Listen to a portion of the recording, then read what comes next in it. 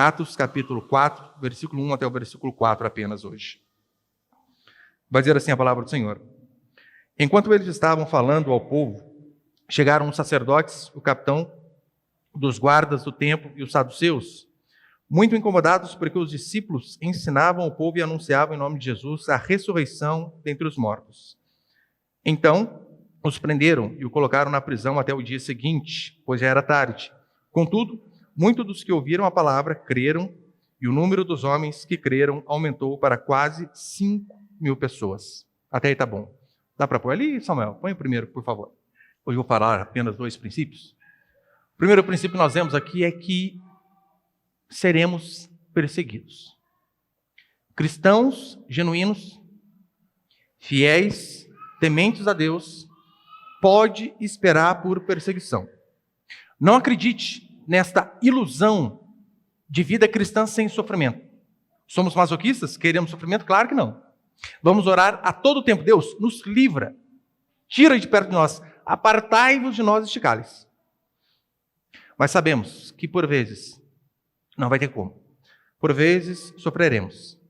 Pedro e João, aqui no versículo 1 até o versículo 3, é dito que por conta deles serem instrumentos de Deus para que alguém fosse curado e por pregarem a palavra de Deus, foram presos por conta disso. E vocês viram aqui, né? Apareceram ali 3 grupos de pessoas.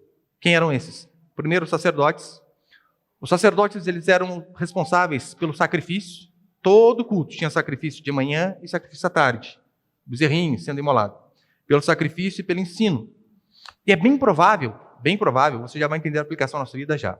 É bem provável que os sacerdotes que estavam no turno, quando aconteceu este milagre, porque eles revezavam o turno, né, o tempo todo tinha um sacerdote lá, é bem provável que eles viram aquele homem andando.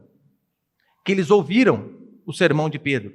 Que eles ouviram aquela história de Pedro dizendo assim, olha, o tal Jesus Cristo que vocês mataram aí há cerca de 2 meses, 60 dias, este Jesus Cristo, Deus o ressuscitou e é no nome deste Jesus Cristo que este homem andou. É bem provável que este homem tenha ouvido. Isso fez com que aqueles sacerdotes ficassem alarmados. E o que eles fizeram? Chamaram o capitão do templo. Quem era o capitão do templo? O capitão do templo era um levita encarregado da segurança. Sim, encarregado da segurança do templo. Ele era aquele que estava abaixo do sumo sacerdote, ou seja, ele era a segunda maior autoridade da igreja. Depois dele só havia o sumo sacerdote. Ele foi convocado porque de fato eles acharam que havia algum problema de segurança, e então eles o chamaram. E reparou que junto com eles vieram os saduceus. Quem eram esses homens? Os saduceus eram uma seita religiosa, que eles acreditavam em diversas coisas que nós vemos que é errado. Eles não acreditavam em espíritos, eles não acreditavam em anjos, e eles não acreditavam na ressurreição. Motivo este que fez com que eles ficassem perturbados. Olha o que nós lemos aí no versículo 2. Muito incomodados porque os discípulos ensinavam ao povo, anunciavam em Jesus a ressurreição dentre os mortos. Ora, eles não acreditavam em ressurreição, por isso eles ficaram extremamente incomodados. E eles se incomodaram porque Pedro e João, em primeiro lugar, estavam ensinando função do sacerdote. E nós vemos homens, pescadores, galileus, humildes, ensinando o evangelho de forma correta. E o pior não era nem eles estarem ensinando, era o que eles estavam ensinando. Porque para eles ficavam aterrorizados. Como assim? O nome de Jesus, aquele blasfemo, aquele herege, cura. E a consequência, por eu pregar essa verdade óbvia no cristianismo, eles foram presos. No versículo 3 é isso que nós lemos, né? Então, os prenderam e os colocaram na prisão até o dia seguinte, pois já era tarde. A explicação basicamente aqui, né, porque já era tarde, é porque talvez o serviço administrativo ali do templo tinha fechado. Então eles disseram, vamos deixar eles presos, amanhã a gente vai e a gente resolve o que dá para fazer. Você percebe que não tem como esperar vida tranquila servindo a Deus? Se prometeram isso para você, te enganaram. Se falaram para você que crente não passa dificuldade, que crente não passa perrengue, que crente não é perseguido, que a vida cristã é como se fosse de fato um voo cruzeiro, sem nenhuma tribulação, sem nenhuma turbulência. Mentira! Pedro e João eram um homem de Deus e olha o que eles estavam passando. E detalhe, não era novidade. Jesus Cristo mesmo já tinha profetizado isso em seu sermão escatológico. Lucas Lucas capítulo 21, versículo 12 e 13, olha o que vai dizer. Jesus falando aqui, no seu sermão escatológico. Mas antes que todas essas coisas aconteçam, ou seja, antes de vir um fim, as outras coisas, né, Jerusalém seria invadida. Mas antes que todas essas coisas aconteçam, eles vos prenderão e perseguirão, entregando-vos às sinagogas e aos cárceres, e conduzindo-vos à presença de reis e governadores por causa de meu nome. Isso vos acontecerá para que deis testemunho. Pedro e João já sabiam. Isto estava esperando a eles. Em relação a nós também, é a mesma coisa. A igreja sempre foi perseguida. Sempre. Na época de Cristo, é o que nós vemos aqui em Atos. Durante toda a história da igreja, durante a Idade Média, durante o Iluminismo, durante todo esse período, a igreja foi perseguida. Hoje, a igreja continua sendo perseguida. E veja como é sério. Há, de fato, países onde cristãos são mortos simplesmente por professarem essa fé que você professa. Andar com este livro. Em países islâmicos, cantar a Deus em países árabes é loucura, é colocar a cabeça a prêmio, risco de vida, literalmente. Você consegue perceber que nós temos um baita de um privilégio e por vezes não reconhecemos? Temos o privilégio de cultuar a Deus com liberdade, pelo menos por enquanto. Pelo menos por enquanto. Mas não reconhecemos. Agora, veja, para não fazer todo um arcabouço histórico das perseguições que a igreja sofreu durante as épocas, eu poderia citar para você aqui inúmeras perseguições, inúmeras. Mas eu vou colocar alguns exemplos apenas deste mês. Em agosto que a gente está, né? Agosto de 2023. Põe ele, por favor. Fonte esquerdista para não ser acusado de fake news. Revista Veja. Igrejas queimadas são outro sinal da perseguição a cristãos no Paquistão. Minoria religiosa é quem mais sofre. Igrejas e casas perseguidas o tempo todo. Essa semana, tem ali a notícia? Eu sem óculos enxergo, dia 18, né? 18. Eu acho que não foi 18, agora é. O simples fato de professar aquilo que nós professamos. Eu creio em Jesus Cristo. Igrejas e casas totalmente incendiadas. Aqui no Brasil, você sabe, ainda não temos este tipo de perseguição, por enquanto. Apesar que nós já vimos, né? Já citei aqui vereadores, petistas invadindo igrejas. Estamos começando. Mas veja, no país ao qual nós vivemos, a nossa liberdade tem sido tolhida a cada dia. Antes nós falávamos de Jesus Cristo com um certo grau de liberdade maior. Você percebeu como essas coisas estão a cada dia se tornando mais difíceis? Haverá um tempo, e não vai demorar muito, que o simples fato de você, na sua rede social, colocar ou professar a sua fé, é bem provável que você corra um grande risco. E veja, como inúmeras leis são criadas para combater a religião. Todas as religiões, óbvio que não. Leis são criadas em específico para combater o cristianismo. Apenas nós. Hoje, nós não podemos falar com liberdade sobre aborto. Dependendo da mensagem aqui, eu penso duas vezes antes de colocar no YouTube. Penso duas vezes. Não podemos falar com liberdade sobre aborto, porque eles vão dizer, meu corpo, minhas regras. Vocês são religiosos, vocês não podem opinar sobre esse tipo de coisa. Falar sobre ideologia de gênero, oh Deus, é pedir para tomar processo, literalmente. Você dizer o óbvio, um homem é um homem, dá processo. Um exemplo, deputado Nicolas Ferreira, deputado, não é gente comum como nós, não. Deputado. Chamou um homem de homem, tomou processo. Mas eu me sinto mulher. Não, eles de fato são negacionistas. Totalmente. Tá difícil. Falar sobre práticas sexuais erradas, como o homossexualismo, é esperar por prejuízos. Sim. Posicione-se a favor de monogamia e a favor de um relacionamento heteronormativo. Homem com mulher, pronto. Qualquer coisa que saia disso é aberração. Fale isso. E prepare-se para ser perseguido. Você sabe, né? Ofensa contra os LGBTQIA+, não sei se tem mais alguma sigla agora. Ninguém aqui prega, é claro, né? Ninguém odeia. Não, nada. Queremos que eles se convertam. Mas o nosso Supremo Tribunal Federal, que é quem manda no Brasil, de fato, né? Não é o presidente, é o Supremo. Olha o que eles sancionaram esta semana também. Só estou dando fatos para vocês deste mês, melhor dizendo, né? Põe ali, por favor. STF permite reconhecer ofensa contra LGBTQIA+, como injúria racial. Corte já havia criminalizado homofobia como transfobia. Homofobia e transfobia como racismo. Já é lei.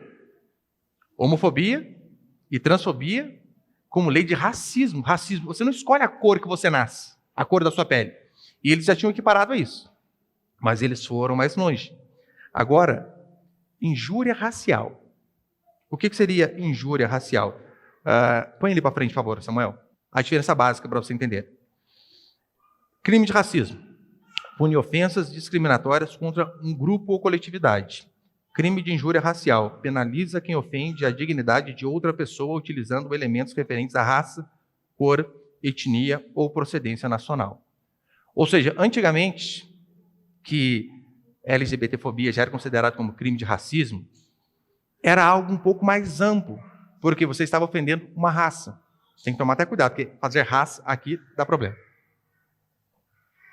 Hoje, qualquer pessoa que se diz pertencente a este grupo, se sentir ofendida por palavras que você digitar no seu celular e publicar em qualquer comentário, podem te processar e você pode ser preso.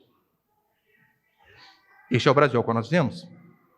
Daqui a uns dias, nós não poderemos ler Romanos, capítulo 1, versículo 23, 24, 25 em diante, onde diz que Deus entregou os homens aos seus próprios prazeres, homem com homem, mulher com mulher, recebendo no seu próprio corpo a merecida punição. Não vamos poder. É falar isso e um camburão já está à espera. Esse é o país que nós vemos. Cristãos sempre foram perseguidos. Eu sei que isso aqui é apenas um meme. Põe ele para frente, por favor, filho. Mas expressa muito a realidade, né? Aquela primeira mulher ali não dá para saber o que é, né? Mas a princípio, sei lá, vestido curto, batonzão vermelho, não que seja uma prostituta. Não sei, né? Mas era um tipo de crucificação. Já expliquei para os irmãos, né, que a crucificação tinha trave, mas também tinha só isso daí. Ao segundo, eu fiz memes, e você? O outro responde, apenas falei que, segundo a ciência, a homossexualidade não é uma raça, é uma sexualidade. O homossexualismo, né? O homossexual. Eu fiz um meme na internet lá, o que aconteceu? Preso. O homicida, o traficante, não tem problema não. Isso no Brasil é mais tranquilo. Agora, dizer que o homossexualismo é pecado está se tornando algo totalmente perigoso. Há uma perseguição clara à nossa religião. Por todos os lados. Por todos os lados. E por vezes, é até bom que isso aconteça. Sabe por quê? Aí nós vamos provar os verdadeiros crentes e os falsos. Se ele continua firme com aquilo que ele acredita. Hoje nós não podemos dizer que o evangelho auxilia em curas e males psicológicos da alma. Sabia que não pode? Não podemos. Pergunta a um psicólogo, se você conhece algum, se em seu consultório ele pode receitar como remédio Jesus Cristo. Fé. Não pode. É contra a ética da psicologia. Não pode, em hipótese nenhuma. Pastor, mas isso é com todas as religiões, certo? Mentira. Não é. Apenas contra a gente. Apenas contra o cristianismo. Põe para frente. Outra matéria do Metrópolis, para não ser acusado de fake news, óbvio. Resolução reconhece terreiros de candomblé como locais de cura. Só esse mês que eu estou pegando, gente. Como locais de cura. Complemento ao SUS. Calma. O SUS está aceitando o candomblé como algo que complementa. Alguém tem algum problema psicológico? Pergunta se o cristianismo pode ser usado. Em hipótese nenhuma. Mas como eu disse, isso não deveria ser surpresa, né? E não só isso. Semana passada, acho que todo mundo deve ter ouvido aí o caso da Larissa Manoela. Né?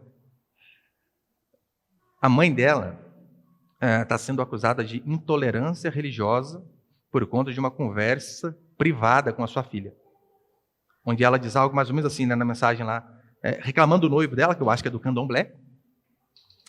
Um bom Natal para você, seu noivo e os guias que vocês têm aí. Uma frase assim. Você está respondendo a processo. Processo. Ora, acho que ela chama de macumbeiro, né? Você é macumbeiro, seus guias, alguma coisa assim. Mas chamar macumbeiro de macumbeiro é errado. Daqui uns dias, você vai lá para alguém e vai para o inferno. O satanista também está com processo. Não pode? Como assim? Este é o país ao qual vivemos. Este é o tempo ao qual nós vivemos. Mas como eu falei, não é novidade. Para mim e você que somos cristãos, devemos esperar isso. Na verdade, daqui a um tempo, a prova que você frequenta uma igreja verdadeira, sabe qual vai ser? Que os líderes são perseguidos. Quer saber de uma igreja boa para você seguir? Veja se o pastor está respondendo a processo. Ou seja, pode ficar aqui que eu estou respondendo. Cara, não queria estar, mas estou, né? Daqui a uns tempos é isso que a gente vai ter. Quero saber uma igreja verdadeira? Veja se os líderes estão respondendo o processo por falar a verdade. Segundo,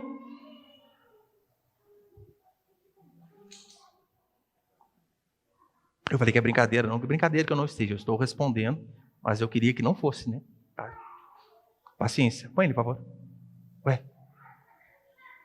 Segundo princípio, o crescimento da igreja. Para encerrar, o versículo 4, acompanhe comigo, por favor.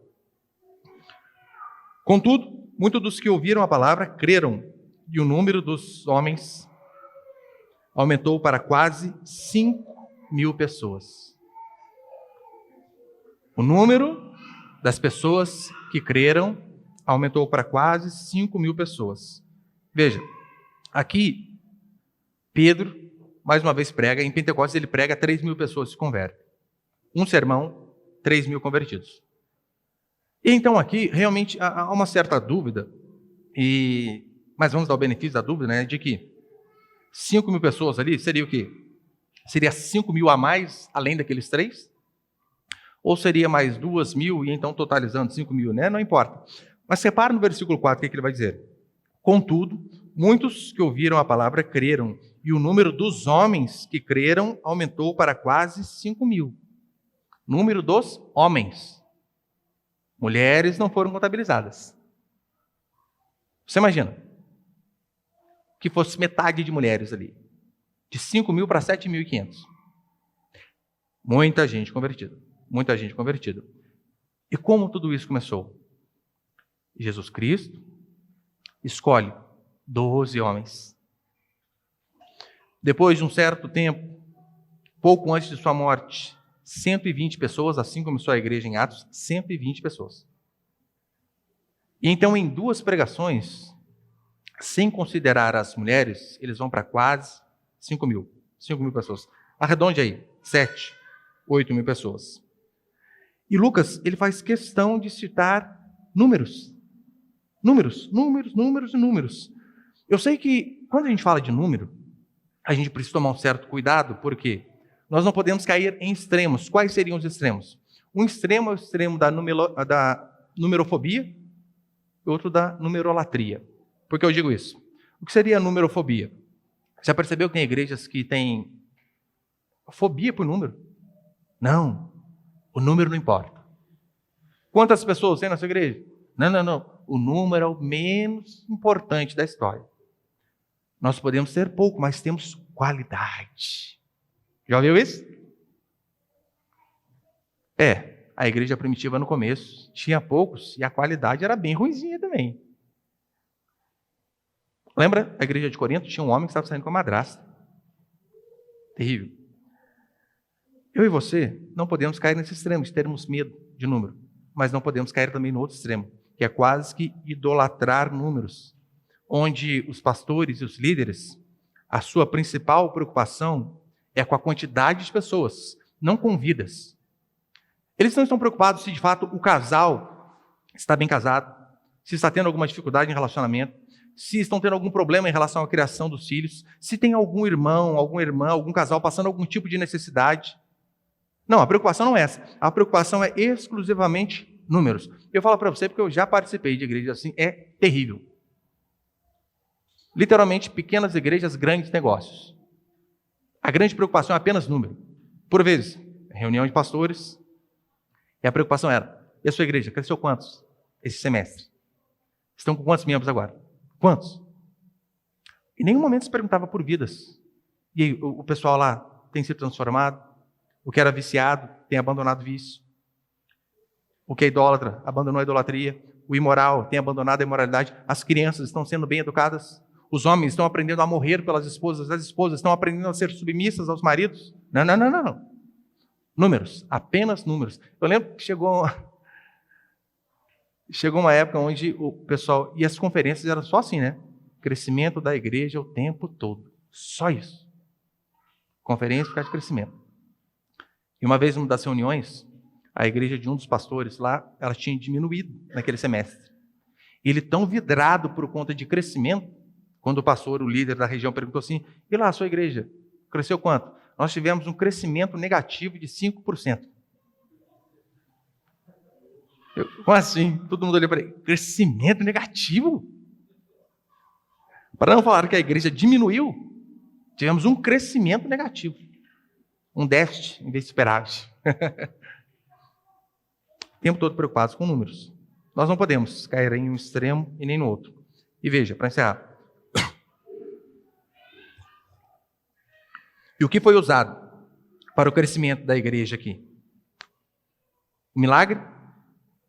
Não foi o milagre mais importante. O milagre foi apenas uma isca, como eu falei.